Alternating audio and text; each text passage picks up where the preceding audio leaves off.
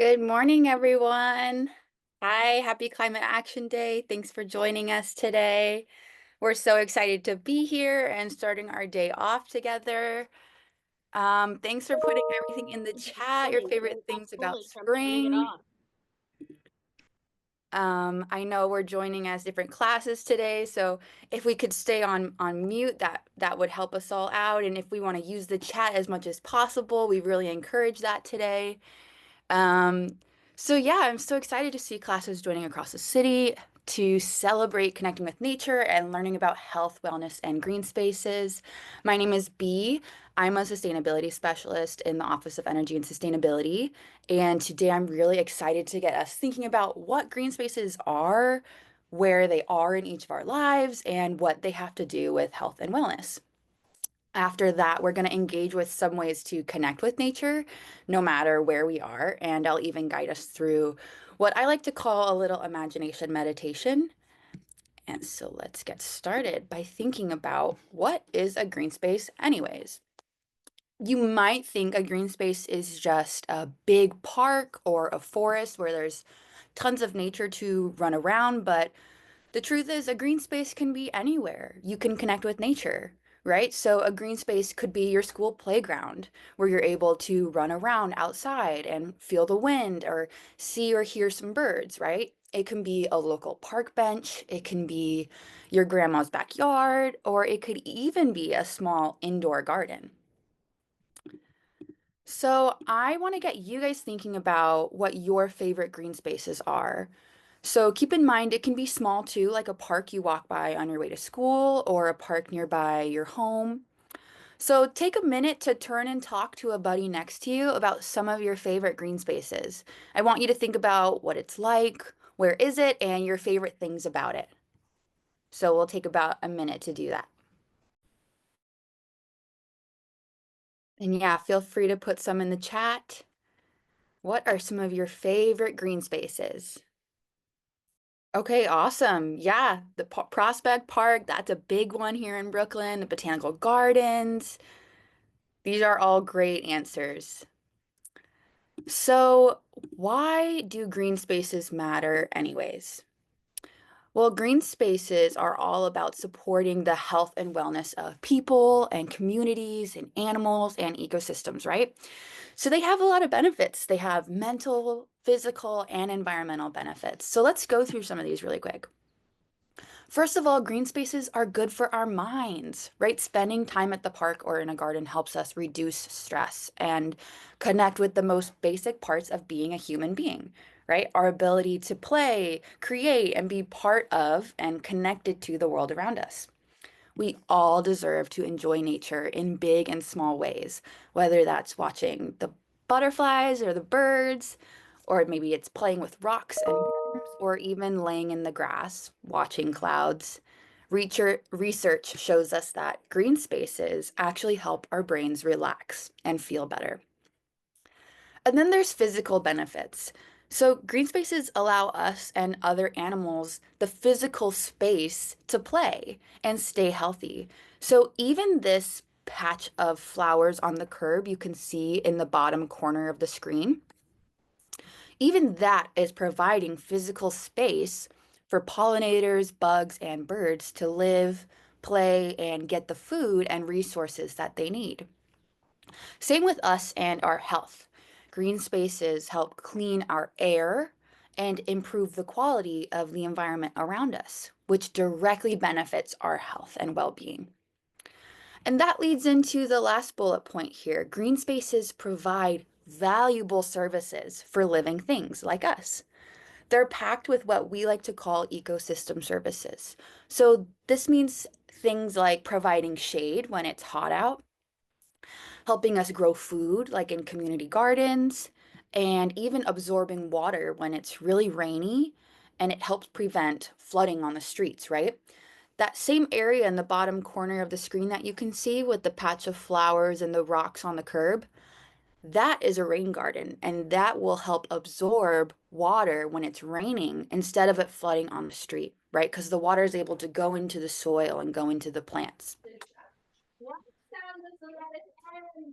See if you can notice rain gardens around your neighborhood. So we're going to dive in to connecting with nature ourselves, right? To take care of the earth, we have to make sure that we take care of ourselves and allow ourselves to connect with it and enjoy it as much as possible. So, one way that people like to do this is called forest bathing. And I know that sounds silly, but it really means bathing in the sounds and the feelings of nature. So, it's all about slowing down and taking time to connect to the world around us by tapping into our senses. This is really great practice for reducing stress and anxiety and helping our brains function better throughout the day. Now, we don't just have to do this in a forest. We can do this anywhere, even in the city, by slowing down and focusing on our senses while we walk through a park or while we sit outside. However, there is a way that we can do this inside too, and that's what I like to call the imagination meditation. So I'm going to play some calming background music for us, and I'm going to invite us all to take a deep breath in and a long exhale out while we relax and get comfy in our seats. And we'll keep taking some slow, deep breaths to help relax our minds and our bodies for a few minutes. In and out. And now I want you all to imagine a calm, safe place in nature. You can close your eyes and think of it.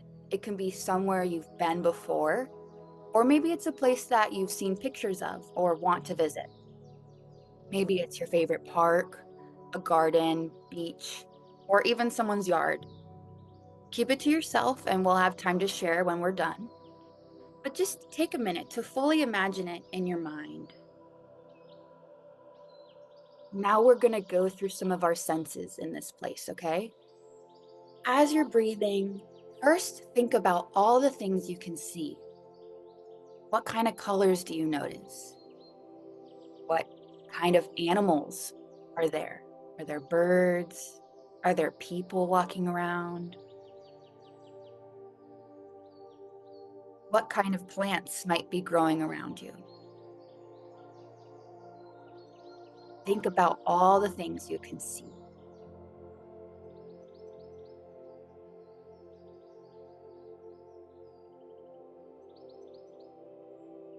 If you notice thoughts coming up in your head and distracting you, go ahead and just think about a deep breath again, okay?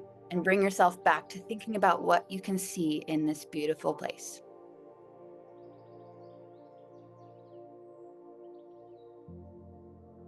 And next, I want you to think about what you can hear. What can you hear when you're imagining this place? Do you hear birds? Maybe you hear the wind, other people laughing or talking. Maybe you hear dogs.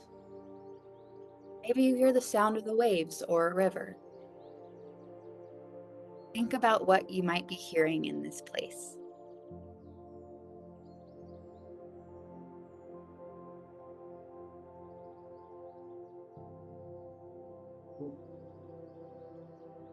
Now let's think of how it feels. As we're imagining this place, think of how the earth is holding you. Are you sitting? Are you standing? Are you laying in the grass? Can you feel the wind? Can you feel the grass on your feet or the sand between your toes? What are some things you can feel in this place?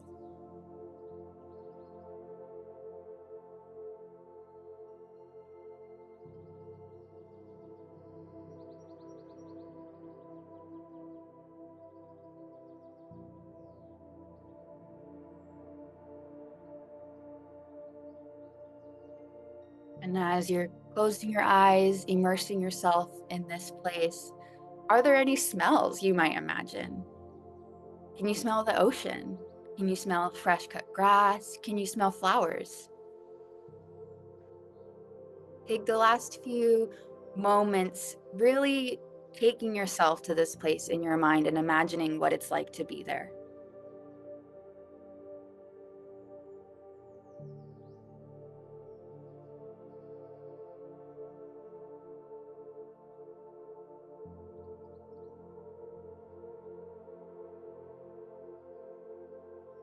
right, and we'll take a few more deep breaths in this place.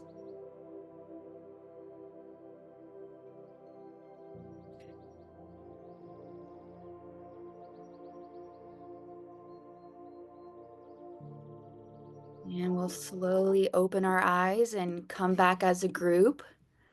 That was like a little vacation, wasn't it? So we could go ahead and take a minute as a class to talk about how that made you feel and some things that you imagined. So go ahead and take a minute as a class to share with each other. How'd that make you feel? And what are some things that you imagined?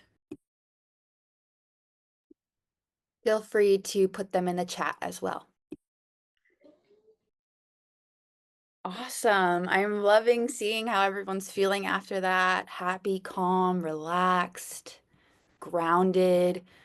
This is fantastic. And this is something that we can do whenever, right? If we're ever feeling stressed or overwhelmed, you can always take a few minutes to take some deep breaths and imagine in your mind being in nature, right? Even if it's not around us, we can always do that. Take a couple minutes to practice an imagination meditation.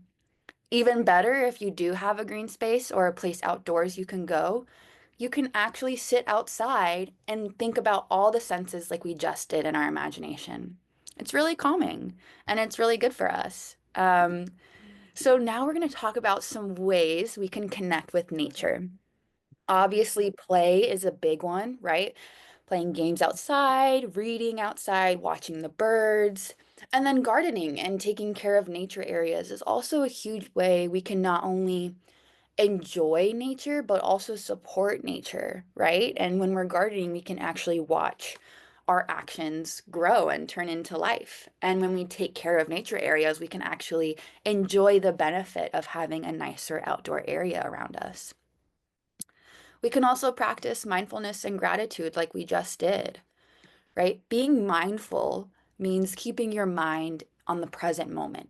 It's the opposite of rushing or doing too many things at once. To be mindful, we slow down and take our time because it helps us to connect with what's going on around us. And then gratitude is just being thankful, right? If we can practice noticing more nature around us, taking more time to slow down, watch the seasons change, right? Right now with spring, if you're being mindful, you're noticing how much the trees are starting to bloom, plants are starting to turn green, and then we're able to be thankful for that and enjoy it, right? So whether you're relaxing in the garden or on your way to school, try listening more next time for some birds you might hear, or looking for bees and butterflies as it starts to get warmer. All of these things in nature can help us find a sense of calm and joy. So remember that deep breaths are always here and available if we ever need help slowing down or relaxing from stress. What other ways can you guys think of to connect with nature? Let's take about 30 seconds as a class to talk about some ways that you like to connect with nature, and feel free to throw them in the chat.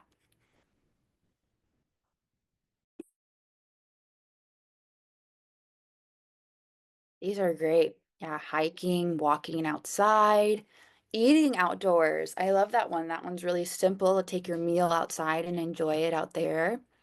Playing soccer, walking to the library, Tai Chi in our green space. That one's awesome. Sitting by trees, taking a walk, planting flowers, taking a vacation, feeding the animals. Yeah, looking for insects. These are great.